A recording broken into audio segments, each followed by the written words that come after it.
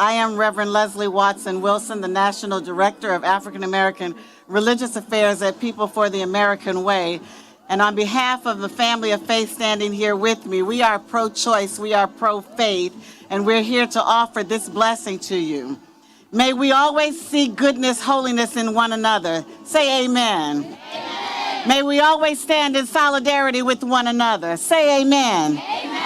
May we always remember that the moral arc of history is long, and that we are each of us called to do work that bends toward justice. Say amen. Amen. May we always remember that there is no I, my, or me liberation, but we, our, and us, bound, intertwined, and interdependent. Say amen. Amen. May we always make a way to help each other, to be of service in the work that's ahead. Say amen. Amen. May we always be for one another beacons of light, illuminating the way of one another when the road feels dark. Amen? Amen. May we always find courage when we need to be courageous. Amen? Amen. May we always find comfort when we need to be comforted. Amen? Amen. May we encourage those who are discouraged. Amen. Amen. May we be healed and offer healing. Amen. Amen. May we be resilient and steadfast. Amen. Amen. May we seek the strength that's needed to love those who curse us, to love those who do good, to hate us, to send affirming thoughts toward those who persecute us. Amen. Amen. May we build a world together that is more just and more whole. Amen. Amen. And lastly, may we each be a blessing today to each other and to everyone today and tomorrow. Amen. Amen. Amen. Amen. Amen. Who's coming up next? Welcome to NARAL's The Morning After. Each week, our podcast brings you the latest on reproductive health care, progressive politics, and the fight to keep abortion safe and legal. You can listen to the show on Apple Podcasts, Spotify, Stitcher, Podbean, YouTube, and on our website at prochoiceohio.org. The program also airs each Friday morning at 9 on WGRN 94.1 in Columbus, Ohio. Follow us on Facebook, Twitter, and Instagram at ProChoiceOH. NARAL's The Morning After is a production of NARAL Pro-Choice Ohio. Enjoy the show! Hi, I'm Gabe. This week, the U.S. Supreme Court heard oral arguments in a case centering on abortion restrictions that could eventually have implications for the entire country. As the Supreme Court began proceedings in June versus Russo, pro-choice activists from across the country rallied outside. We'll be sharing audio from that event in today's episode. Organized by the Center for Reproductive Rights, the rally featured speakers that included abortion patients, clinic owners, legal experts, members of the U.S. House and Senate, and clergy, including Reverend Leslie Watson Wilson, whose benediction you heard at the top of the show. The Louisiana law at issue in the June v. Russo case is identical to the Texas law that was struck down by the U.S. Supreme Court in these ways. It mandates a 30-mile admitting privilege requirement. It provides a medical benefit to patients seeking abortion care. It harms patients' health by shutting down clinics. And it includes a devious intention to deny people abortion care. The June case is clearly being brought forth to test the new makeup of the U.S. Supreme Court, including Justice Brett Kavanaugh. The event was emceed by the always amazing Renee Bracey Sherman, heard here. So, as I said, I had an abortion when I was 19. It was honestly one of the best decisions of my life. I was simply not ready to become a parent, and that's really all you need to know. So, I'm really excited to be here. Obviously, over the last 10 years, it's been really difficult to see all of the restrictions on abortion access. But we have never backed down from a fight. We have stood up. We have defended clinics. Where my clinic escorts at? Woo! We have shared our stories. We will not be counted out. We will be heard. And here's the thing, what you need to remember. Every single one of you loves someone who's had an abortion. And that is why you're here. That is why you're in this fight. The rally included some star power, including Elizabeth Banks, actress and member of the Center for Reproductive Rights Creative Council. I had the privilege of always knowing I could access abortion care. Just knowing I would never be forced to carry a child I did not want. Knowledge that men carry 24/7. Left me free to dream, free to pursue, free to become the woman I am standing here today. But abortion care cannot be just a privilege reserved for those in the right state, the right economic class. It must be a right. An equitable society that values all women, all people, our freedom, our ability to make decisions about our bodies and our lives depends on that right. I'm a professional storyteller who is also chair of the Center for Reproductive Rights Creative Council. And I believe that our stories have power. They are our power. I believe that stories change culture, and if we can change culture, we can change laws. And we must tell our stories to erode stigma around abortion in our culture. As my friend Lindy West so beautifully writes, stigma breeds silence, and silence is a vacuum that abortion opponents can fill with whatever stories they like. But not today. Instead, today, we are taking the opportunity to present reproductive freedom, including abortion, for exactly what it is, no less than liberty itself. Abortion is normal. Abortion is healthcare. Abortion is freedom. Abortion is our human right. We all love someone who's had an abortion, because the truth about abortion is that people need abortions and always will.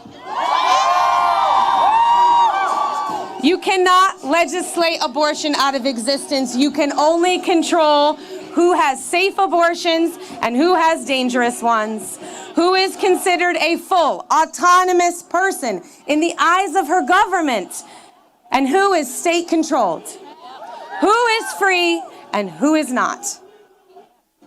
The truth is, the kind of a person who has an abortion is everyone. People have abortions across party lines, geographic lines, religious lines, class lines, racial lines. People of all genders have abortions. Rural people have abortions. People of faith have abortions. Anti-choice people have abortions. And as my friend Lindy West likes to say, we are here today fighting for them too. The truth is, 7 in 10 Americans support access to safe, legal abortion, and we need to make that support visible. That's what all of you are doing here today. Thank you. Continue to tell your stories. Use this power so that we all have the power to determine our own futures and be free. Thank you. The rally included several members of Congress, including Barbara Lee. Thank you, Renee. Good morning, everyone. We shouldn't have to be here once again, but we are. And I tell you one thing, I have to thank all of you so much for being here and for really making sure that this Supreme Court understands that we're not going to let anti-choice politicians continue their extreme and anti-science attack on abortion care. We're not going to let them do it. I have to thank our groups from Louisiana who are on the ground each and every single day fighting against this law. Thank you for your work and for your activism, Louisiana. And yes, I co-chaired the pro-choice caucus with my sister, Congresswoman Diana DeGette. And you know what? We have the largest pro-choice caucus ever in history. Ever in history. And so we are fighting tooth and nail to make sure that everyone has access to the care they need, regardless of income, race, or zip code. Now let me be clear. We already know that this law is unconstitutional. In 2016, the Supreme Court ruled that an identical law in Texas was unconstitutional. The only thing that has changed has been the makeup of this court. Louisiana's admitting privilege law has nothing to do with patient health and safety. Nothing to do with patient health and safety. It does not make patients safer. This is yet another deceptive ploy by the anti-choice politicians whose goal is to eliminate access to abortion care. But you're not going to let that happen, are you? No! Now, I remember the days of back alley abortions. We're not going to let them take us back there. Trump and his anti-choice cronies want to take us back when young women, young girls, low-income patients, and people of color died. But we're not going to let that happen. That's exactly who will be hit hardest by this law. Low-income patients, communities of color who already face huge barriers to care.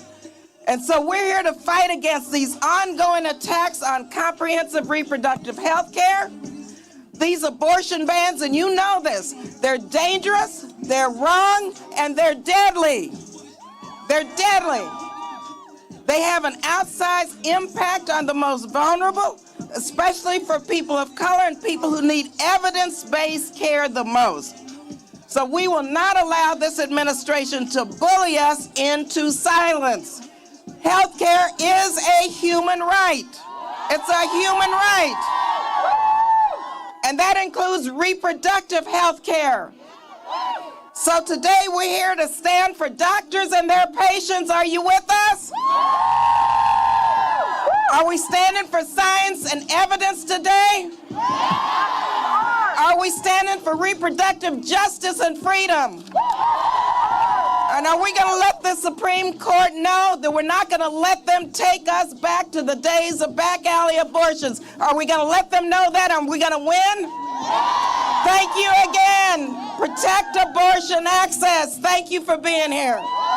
Unite for Reproductive and Gender Equity was represented by Kimberly Inez McGuire. I am Kimberly Inez McGuire, the Executive Director of Unite for Reproductive and Gender Equity. We are the only national reproductive justice organization that centers the voices and leadership of young people. And we are building a young people's movement for reproductive justice by centering the leadership of those most impacted by abortion bans and restrictions. Young people of color, young queer and trans folks, and people living in the South and Midwest. Who here is from the South or the Midwest?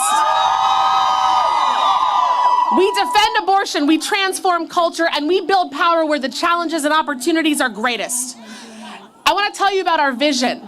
We envision a liberated world where we can live with justice, love freely, express our genders and sexuality, have sex for pleasure, and define and create families of our choosing. And as long as abortion is stigmatized, criminalized, and banned, we are prevented from making that vision a reality. I'm here today to say our futures are not up for debate. Each of us must make our own decisions about our bodies, whether and when to become a parent, period. We are not truly free until we can make our own decisions about our lives and our future, whether that's saying no to sexual harassment, something that a couple of the folks in this building might need to learn about, no to an unintended pregnancy, or yes to becoming a parent. Forcing someone to continue a pregnancy that they do not want is a violation of their basic humanity, dignity, and freedom. And while winning this decision is critically important, we know that we cannot wait for these courts to bring justice to our communities. We will only win by building power and demanding what we deserve. And we deserve better than the status quo, one in which the legal right to abortion means little if you are poor, if you are trans, if you are 16 years old, or if you simply live in a state like Alabama, Ohio, or Texas that has restricted abortion beyond reach for so many. We deserve better than restrictions, coverage bans, and forced parental involvement laws that target young people and deny them timely, confidential abortion care. The future that I am fighting for and the future that young people across this country are fighting for is one in which a young Latina, a black trans man, or a mom struggling to make ends meet can get safe abortion care with dignity. And that includes in a clinic, on their college campus, or at home. Covered by insurance, without shame or lies, barriers or delays, and with the care and support that makes sense for that person. It's time to stop debating about us without us. It is time to listen to the people most affected by reproductive oppression and make sure our communities are leading the way to liberation. Young people, women of color, we know what we need to thrive. We need free and just access to abortion, contraception, and prenatal care. We need liberation for queer and trans people. We need an end to mass incarceration and the criminalization of pregnancy and abortion. And we need justice for immigrants, including immigrants who may need abortion care. We are at the court today, but tomorrow we will be in the streets, we will be in state capitals and the voting booth, making our voices heard. Our futures are not up for debate, but they are ours to fight for and win together. Thank you. Congresswoman Ayanna Pressley was the first of two members of the infamous squad to support reproductive rights. All right, well, I don't know if y'all can see me, but I'm rocking my resistance leather. I came dressed for battle because we're still in one. I want to say thank you to my fellow reproductive justice warriors, my fellow disruptors, and partners in good trouble.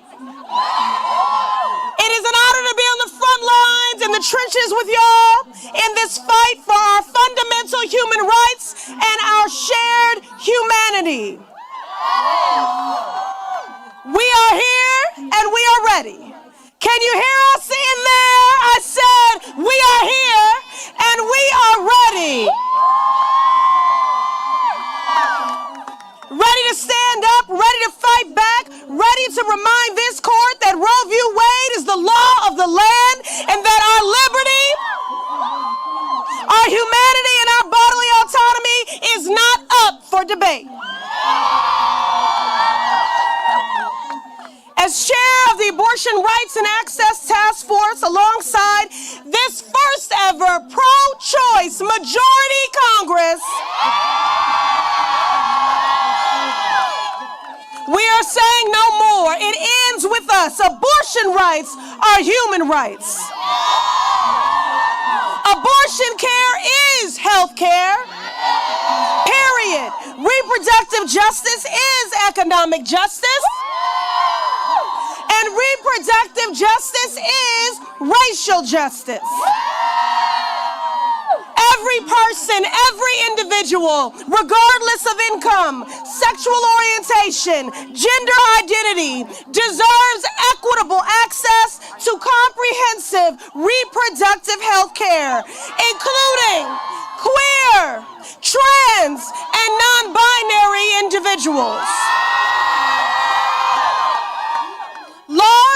Laws that block individuals from exercising their reproductive freedom, they undermine the very nature of equality and disproportionately harm our lowest income communities, our black and brown sisters, our LGBTQ neighbors, and persons living with disabilities.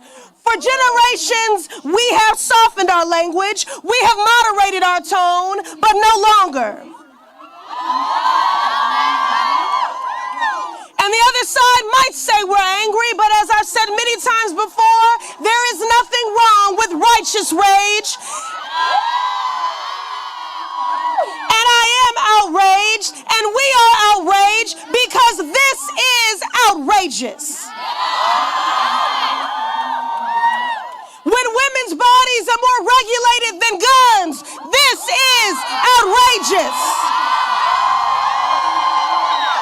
When women's health centers are shutting their doors as healthcare costs skyrocket and birth control remains out of reach, this is outrageous.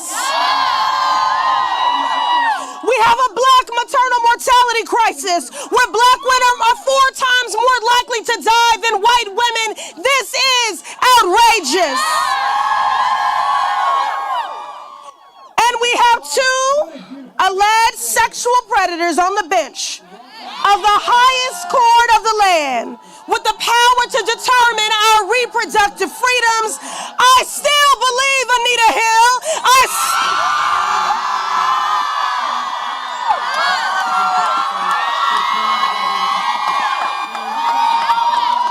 and I still believe Dr. Christine Blasey Ford.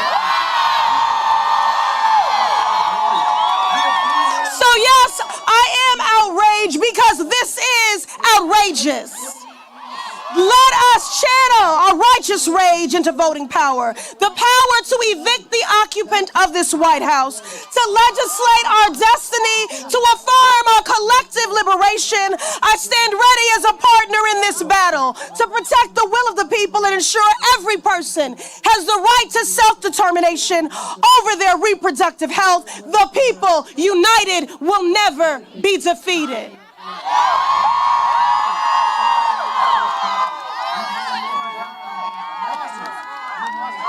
Congresswoman Judy Chu spoke. What a sight I see before me. People from all across the country who are standing up and saying, we have the right to make our own decisions about our bodies. Abortion is health care. And like all health care, it should be our choice. But male politicians like Mike Pence, Donald Trump, and anti-choice extremists in Louisiana are trying to take a woman's constitutional right to choose away. But are we going to let them?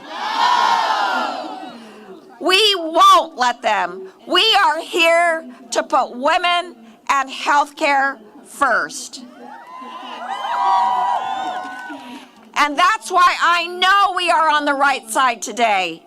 Louisiana's law is a blatant attack on a woman's ability to access an abortion. And we know this because Texas tried the same thing in 2016.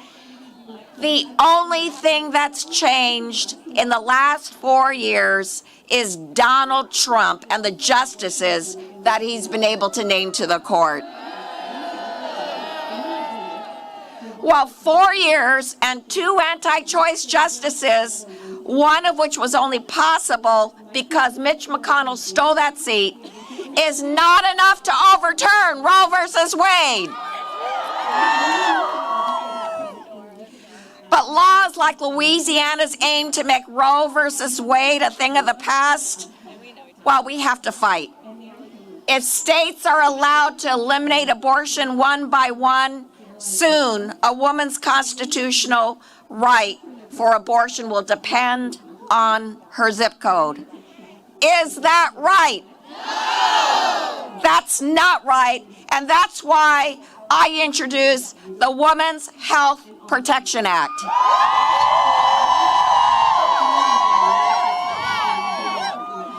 And if Roe versus Wade is struck down, it will make sure that reproductive rights are the law of this nation. And guess what? At 215 members of Congress, it is the most pro-choice bill ever in the history of this Congress. So even If the court waters down Roe versus Wade, a woman's right to choose will stand no matter what. We will not go back to the days of back alley abortions. We will not let women die on the operating table. We will not back down from our right to choose. We cannot stop, and we won't stop. We won't stop. We won't stop. We won't stop. We won't stop. We won't stop. We won't stop. We won't stop. We won't stop. Thank you all. The rally heard from Congresswoman Rashida Tlaib. Let me tell you, this past year I realized, my, are they obsessed with our bodies, how we talk, how we look, what we stand for? I mean, this type of policing of our bodies is so interconnected to all the social justice movements all around the country. I represent the third poorest congressional district in the country. This issue is an economic justice issue. This issue is a racial justice issue. And let me tell you, this obsession with our bodies. You know, I in the legislature, in the Michigan legislature for 6 years, used to say to people, yo, you know what? You're so freaking obsessed with what I decide to do with my body. Maybe you shouldn't even want to have sex with me or with you or with any women. The power that we have over our bodies to push back and use that power in saying enough is enough. We won't stand by for you to commercialize, for you to profit, for you to do all the things you do to what? To make us less than in this country. Because that's what it does.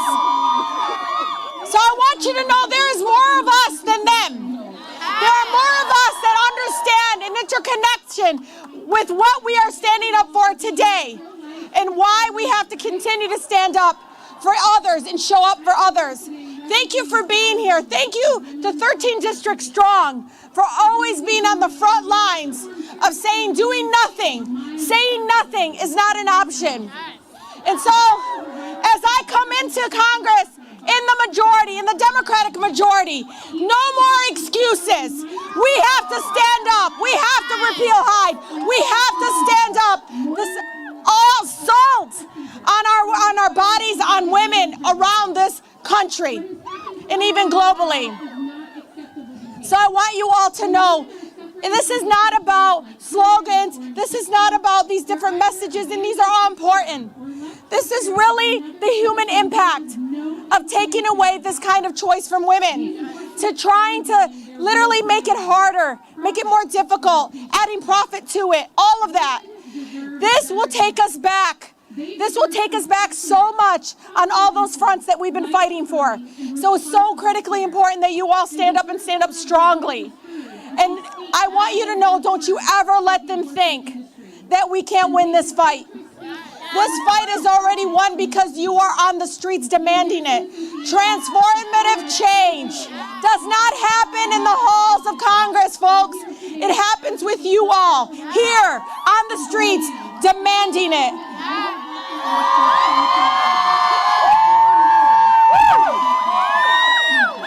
So please know this, because it's easy when they do it to us women. They will shush us. They will label us as radical, aggressive, combative, whatever it is. We have every freaking right to fight for our lives, for our bodies. And there is no excuses for anybody out there that says, we gotta wait. I'm tired of you all telling me to wait. I'm tired of you all telling me that this is not the time to be fighting for this issue. Well, forget you. Get your hands off my body. Go have sex with something else, right? I'm serious. I'm really being serious here. The control that we have over our bodies, the fact that they want to use us, to commercialize us and everything. But when we say we want this choice, when we say we want equal pay, when we say all these things to make us equal, to give us that power, that's when all of a sudden hands are down and saying, I'm not with that. So I want you to know, please do it on behalf of all the incredible women in my district that can't afford to come up here. That can't afford to leave their jobs and march today. I know many of you have sacrificed to do this today, but thank you for giving those women and all of the people in 13 District Strong a voice here at the Capitol. God, I wish that people would understand how demoralizing, dehumanizing all of this crap is. Every single time they stick these little changes and issues that really have nothing to do but all controlling us, all trying to make us less equal. Well, I say enough is enough. And let me tell you, this movement is not going anywhere. It's just getting stronger with all of you. Thank you so much. Reproductive justice organization Sister Song was represented by Leah Jones. My name is Leah Jones, and I stand here representing Sister Song, Women of Color Reproductive Justice Collective. I stand here representing Black women. I stand here representing Black mamas. I stand here representing Black lives. I stand here representing the Black South. Together, we've stood here before, literally 4 years ago. We stood in this very spot, rallying around the same issues that have gathered us here today. In Texas, HB 2 targeted abortion providers, threatening 80% of clinics, directly impacting our Latinx folks. And here we are again, fighting against what's already been proven as unconstitutional. They keep coming for us, but we keep fighting. Today we fight for Louisiana. Today we fight for our human right to bodily autonomy. Today we fight for the right to self-determine our reproductive lives.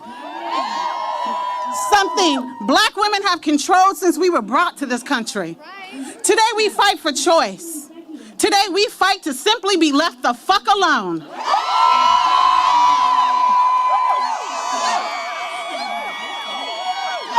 We fight to determine. From these attacks, the Trust Black Women Partnership was formed by Sister Song and other Black-led organizations. 10 years later, we still trust Black women and donate to their organizations. Fund those who are in the South doing this work on the ground every day. And if you need help finding out who they are, let me name a few. In Louisiana, we have Women with a Vision. In Georgia, ARC Southeast. Spark Reproductive Justice Now. Feminist Women's Health Center. In Tennessee, Sister Reach. In Mississippi, Mississippi in Action. The National Network of Abortion Funds. Abortion Care Network, and the Community Midwives National Alliance. It is through these leaders that we will achieve reproductive justice. Thank you. Let's keep it going for Sister Song! Trust Black women! Trust Black women! The lead plaintiff in the case is Hope Medical Group for Women, and they were represented at the rally by Kathleen Pittman. Thank you, everybody. I'm Kathleen Pittman, the administrator of Hope Medical Group for Women, the lead plaintiff in this case. And I promised myself I would not get emotional. Oh well. I cannot tell you how moving it is to see all of you here, all of these faces rallying behind us, behind a small independent clinic in Northwest Louisiana.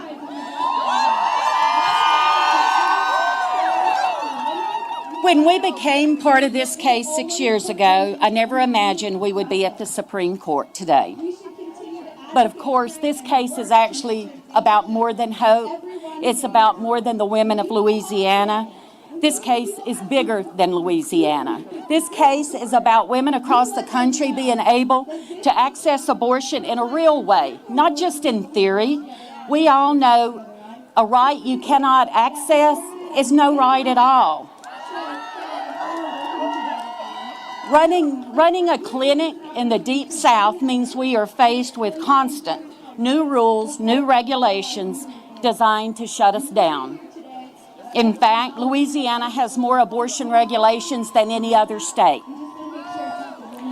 But we've been around for 40 years, and we'll keep fighting tooth and nail to stay open for our patients.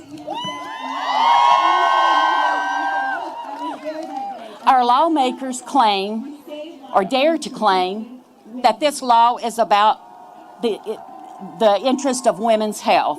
But we who provide abortion care know that is simply not true.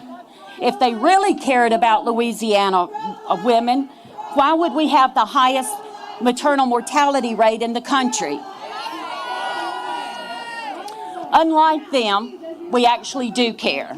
We care very deeply, and we trust the women that we serve to make their own decisions about their bodies and their lives. The women we see, the majority of whom live at or below the federal poverty level, are already faced with barriers trying to access care. We're down to 3 clinics in Louisiana, and with the waiting period, transportation costs, child care, time off work, time off school, if more clinics in Louisiana close, it is simply going to put abortion care beyond the reach of many.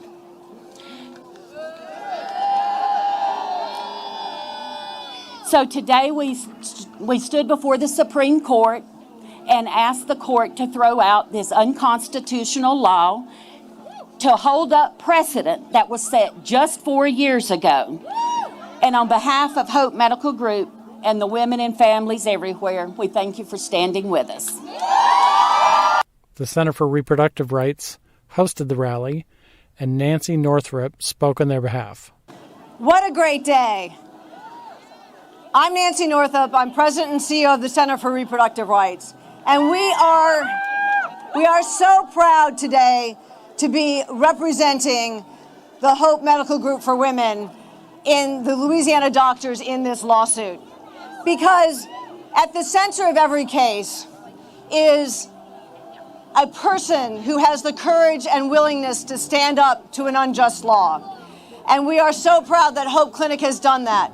Just as we were so proud 4 years ago to represent Whole Woman's Health when they stood up to the unjust Texas law. And if I may just take a point of personal privilege, I'm so proud of Center Attorney Julie Rickleman today.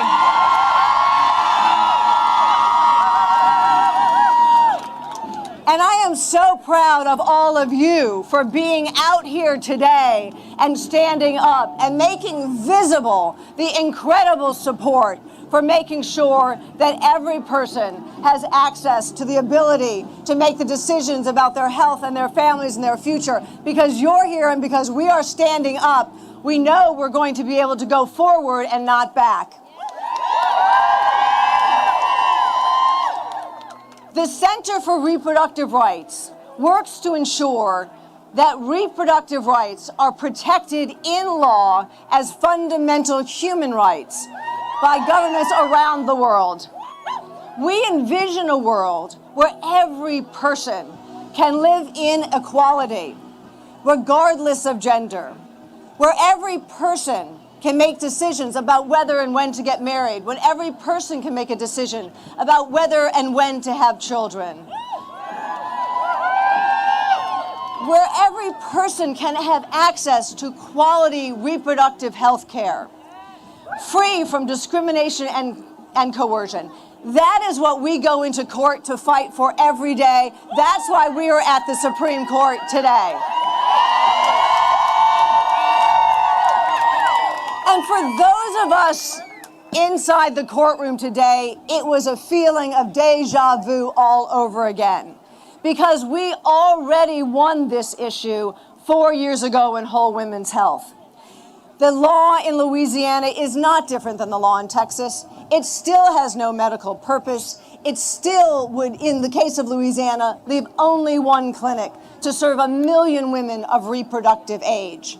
So why are we back at the court? Because there are states like Louisiana and others that are in open defiance of the Supreme Court's ruling and the Constitution. It is unacceptable and alarming that in 2020, we have to refight the legal battles that have already been won. And we have to refight those legal battles that have already been won, because there are states, even in 2020, that are hell-bent on not allowing people to access reproductive health care. But here's one thing I know, is that we at the center are hell-bent, all of our colleagues in the movement are hell-bent, all of you are hell-bent on not letting it happen. We are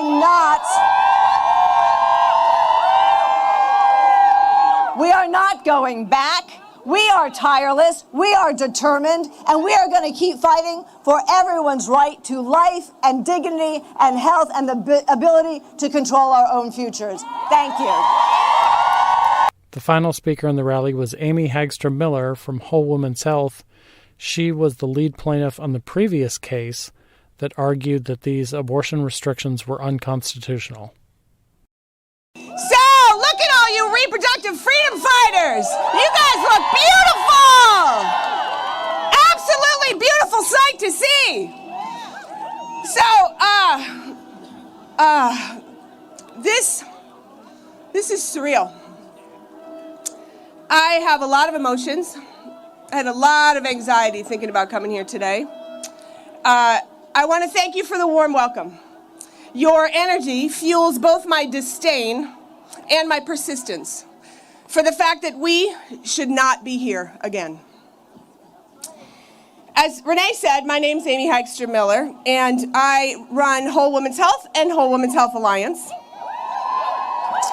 We provide care and center our work in the South and in the Midwest, where fabulous, compassionate, determined abortion providers are needed most. And as Renee mentioned, I'm also a Supreme Court case winner. And today, Whole Woman's Health stands with June Medical and the Hope Medical Group. We are proud, independent abortion providers, and we stand in the light. We are the clinics that lead this country forward and that fight these bad laws every day. 4 years ago, actually almost to the day, on these very steps, all of us, many of you and us, everybody who's here, were here leading this same fight for Texans. We were pushing back against House Bill 2 that time, a law designed to make it virtually impossible for providers to offer compassionate abortion care for our mothers, our sisters, our cousins, our neighbors, our co-workers, church folks, and people just like you, who, when faced with unplanned pregnancy, make the decisions that are best for our lives.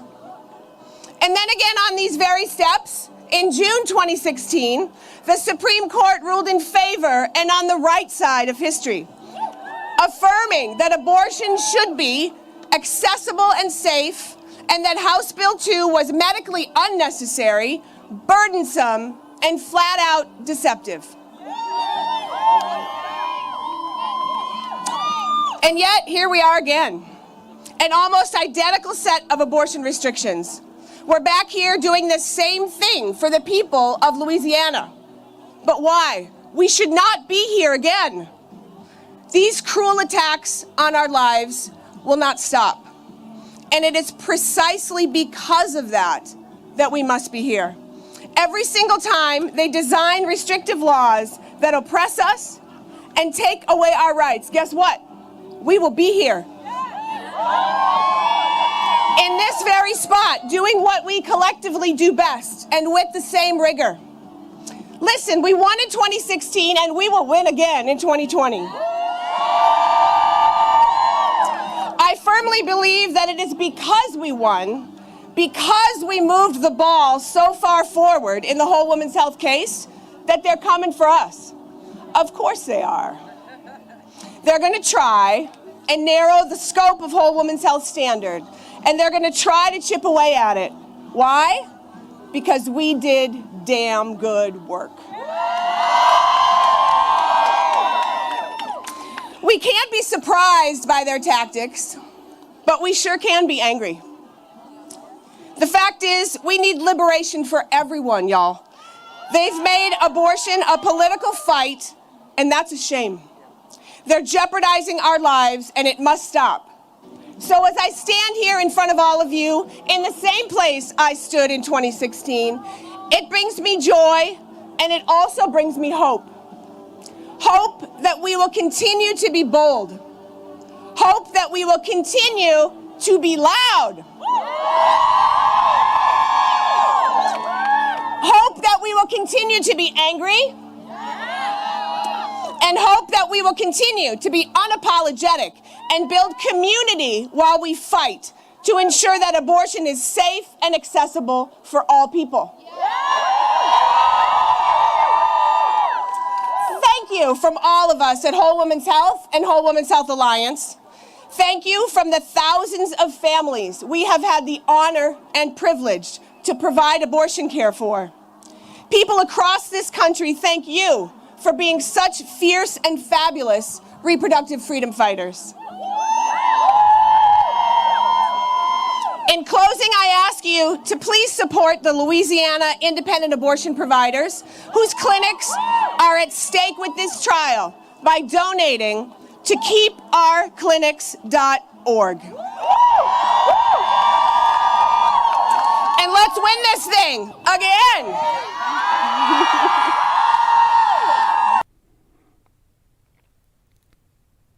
The Supreme Court will consider the arguments heard this week as they prepare a decision to be released in June 2020. A link to the full rally video from the Center for Reproductive Rights is in the show notes. Radio listeners can find it on our website at prochoiceohio.org. For NARAL Pro Choice Ohio, I'm Gabriel Mann. Thanks for listening, and we'll see you next week.